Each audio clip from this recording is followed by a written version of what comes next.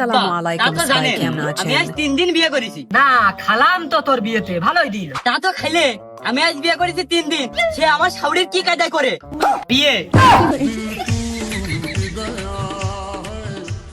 কিরে মালটা ভাই, কি দিয়ে কি কাজ টুক করেছিস কি? ওই রকম করে লজ্জা দিস না দিন, বিয়ে তো খারাপ কিছু না, সেও আমার চাইলো আমিও তার চাইছি, তাই বিয়ে করে ফেলেছি। বাহ, এটা ভালো কাজ।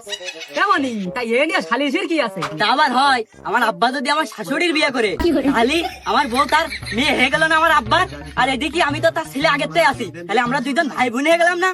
হে প্রভু, তাহলে তো সম্পর্কের মধ্যে ঘেবলা। এমনই একটু মানাই শুনাই নে না। কি করে বানাই নেবো? আমার বউ শ্বশুর বাড়ি আর আমার শ্বশুর বাড়ি এক জায়গায়, দুঃখী তাই আমার আব্বার শ্বশুর বাড়ি আর আমার শ্বশুর বাড়িও এক জায়গায়। এত কষ্ট মেনে নেওয়া যায় না।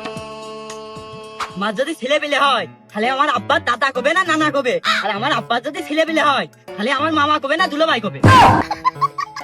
তো মহা বিপদে বললাম। এর আগে এরম সালিশ তো আমার সামনে আসেনি।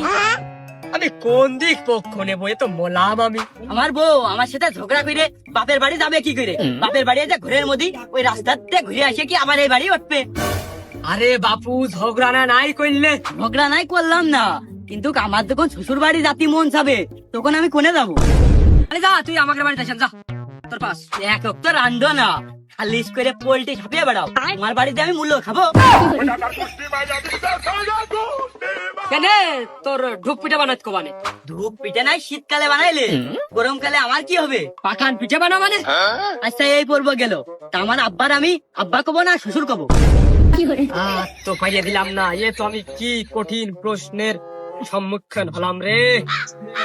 এ তুই একবার একটু ডেডি করা দিনি।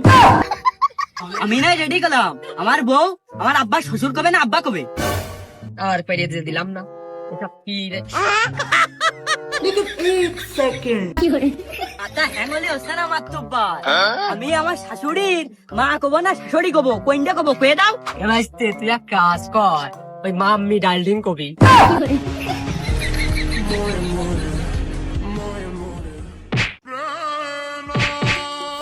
আমার বউ তার নিজের মা শাশুড়ি কবে না মা কবে, কোনটা কবে?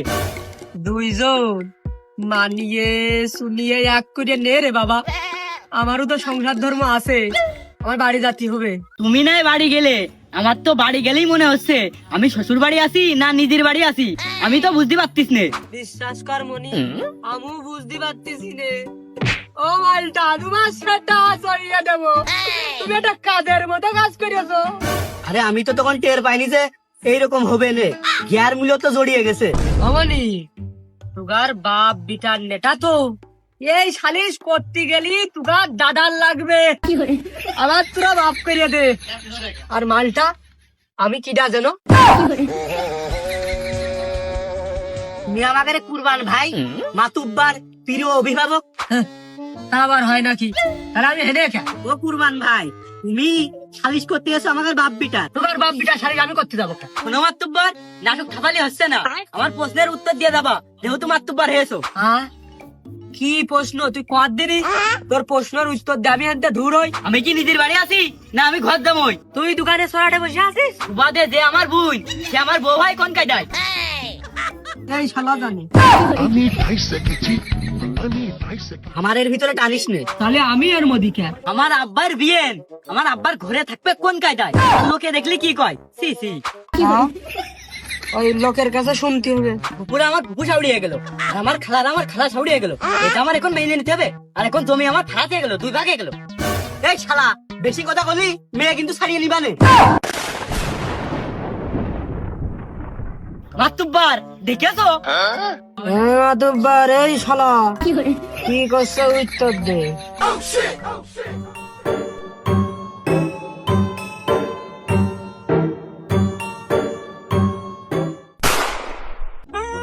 মাতুব্বার, আমার জীবন এখন ধ্বংসের পথে, আমার বাপের জমি কি এখন ফারাজ দিতে হবে? আমি হেনে গা, আমি এখানে কি করতেছি?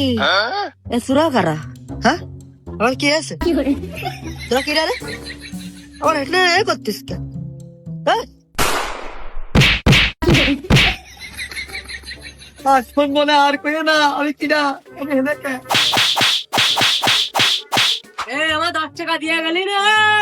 হ্যাঁ টাকা টাকা 10 টাকা দিয়ে গেলি না